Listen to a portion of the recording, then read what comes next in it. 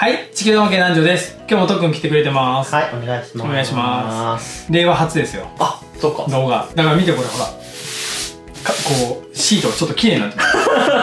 あ、そういうリニューアルそう、リニューアル。今5月の末なんだけどね。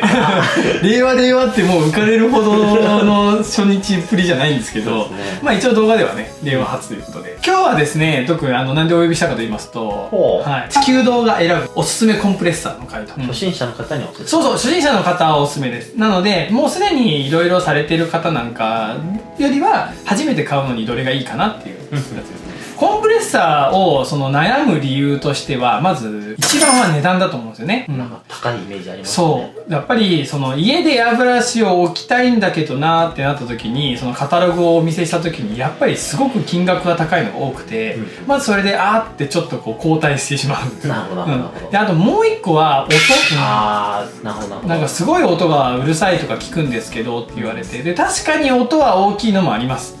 そうやって中でやっぱカタログとかネットのホームページの紹介では音まで分かんないじゃないですか。分かんないです。数値で言われても僕も分かんないんで。なんでやっぱこういうコンプレッサーばっかりはちょっと人に聞いた方が買いやすいんじゃないかなって思うので、まあそこを今回は皆さんにちょっと僕がおすすめするコンプレッサーをちょっと紹介できたらということで、まあそういう回でございます。はい、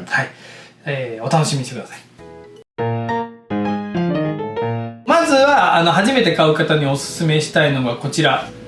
エアテックスさんのメテオです。こいつのいいところなんですけど、まあ、早速開けてみますか。そうですね。まあ、こんな感じで入っております。まあ、こうホースが入ってます。でこれがコンプレッサーです。まあまあ小さくないですか、コンパクトで。なんかあれですね、お弁当箱くらい。あ、そうちっちゃくないもうちょっとお弁当箱あるくない？子供用ですかね、じゃあ。そう、じゃあ子供用で。なんか俺が大食いみたいになったね今。でこの中になんとですね、ハンドピースがついてるんですよ。あ、すごい、もともとついてるんですね。そうなんですよ。でこれダブルアクションで結構本格的なものですよ。これハンドピース付きのコンプレッサーっていろいろ出てるんですけど、結構シングルアクションって言ってほんと押すだけで色が出るようなやつなんですけど、これかなり本格的なダブルアクションになってます。あと最後こうコンセントがついている。これがすごく便利なのがですね、まあコンセントがいるという意味ではバッテリー式ではないので外には向かないんですけど、ちょっと出先に持って行ってちょっと広げて体験教室とかで使うとかではもう全然使えますので、重たくないんでね、持ち運びが楽です。でこれがハンドピースってこの中に塗料が入るわけなので、これそこら辺にポーンって置いたらやっぱ塗料がこぼれちゃうんですよ。これがここにこうやって収めること。ああ、そう、スタンドでもなるんですね。そうだからこのスタンドを別に買わなくていいっていうのもものすごくメリットかなと思います。でまあ早速スイッチを押してみるんですけど、まあこんな感じで、でこうやって圧が出て使えます。でここにモードって書いてあるボタンがあるんですけど、これが強、中、弱と。この3段階。そうこの調整ができるお手頃な価格のコンプレッサーっていうのはやっぱないので、これはモード調整できるっていうのはもうかなり、メリットじゃないかなと思います。何よりもこれ値段がいいです。コンプレッサーってやっぱなんか何万もしちゃうよっていうイメージがあるんですけど、これハンドピース付きで1万ちょっとです。安いですね。消費税入れても1万1000円いったかなぐらいな感じなので、もうすごく買いやすい。だから試しにエアブラシ体験してみたくって、で趣味が長く続けれそうかわからないな、どうしようかなって思ってる本当の初心者の方におすすめできるものかなと思います。なるほど。いきなりやっぱすごい高いの買っちゃって、でなかなか都合で模型が離れちゃったとかってもったいないですし、こういうの買ってみて実は家ではコンプレッサーをできる環境じゃなかったとか、そういうの分かったりすることあるんですよ、買ってから。やっぱ匂いがきつかったりだったりもそうだし、音的な問題であったり、だけど隣近所に迷惑かけるとか、だからそういうのではまずはこれ買ってみてちょっと様子見るみたいなにはすごくいい商品なのかなと思います。でちょっとスイッチをオフして喋ったっていうのも分かってもらえるように、やっぱちょっと音がね、ちょっと落としてる感じ。そう、音がずっと鳴り続けてる感じになります。で、こいつ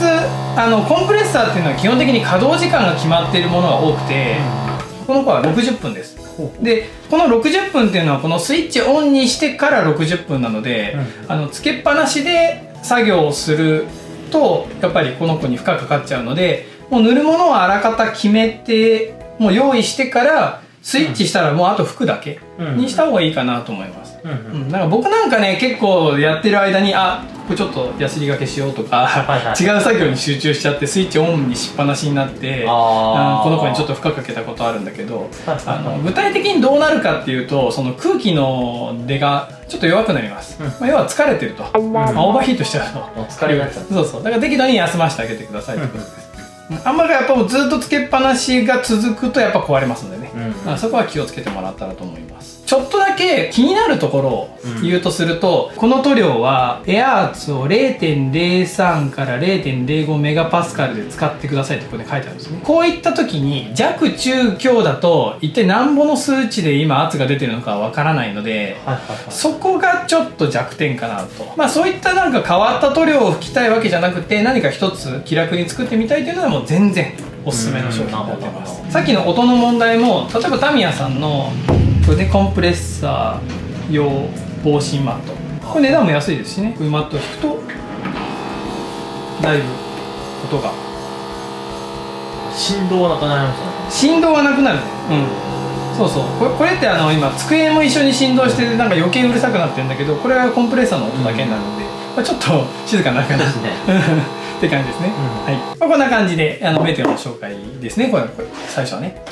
はい、続きまして紹介したいのはですね、クレオスさんから出ているうちの工作室にも置いているエルゴ式のリニアコンプレッサーでございます。全部一式つながってるやつです。ちょっと年季入ってますけどね。そうですね。これ何年ぐらい使ってるだろう。もうね7年は絶対使ってる。長いですね。長い。全然今でも困ったトラブルもなく、これをおすすめする最大の理由としてはこれ24時間使えます。さっきのメテオは60分の稼働でオーバーヒートするよみたいな話をしたんですけど、これずっとつけてられます。もう全然仕組みが違うそうなんで、これでずっとつけてるの、これずっとつけっぱなしでいいと。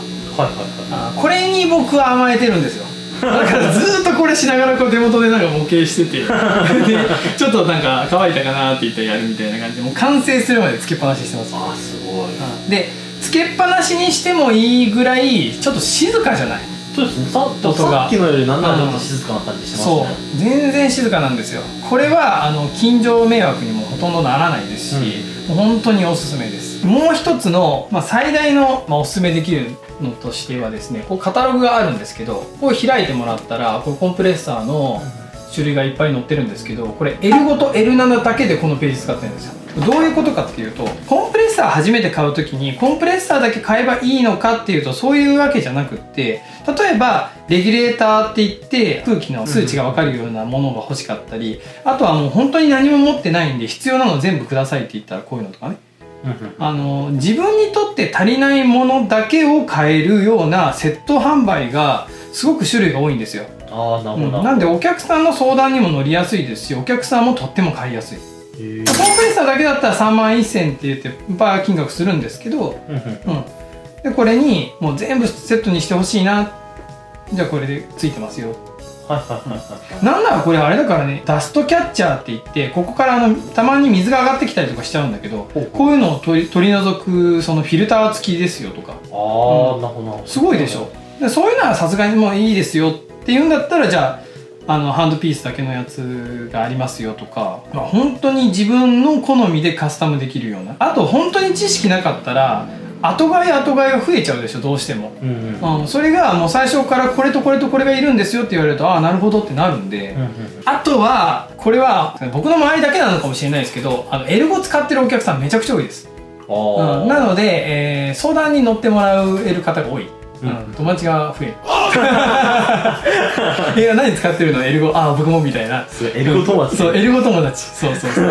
エルゴ友達多いんですよ。次に、故障したって聞いたことがないです。そんな多い中で。僕も7年間本当何不自由なくですから。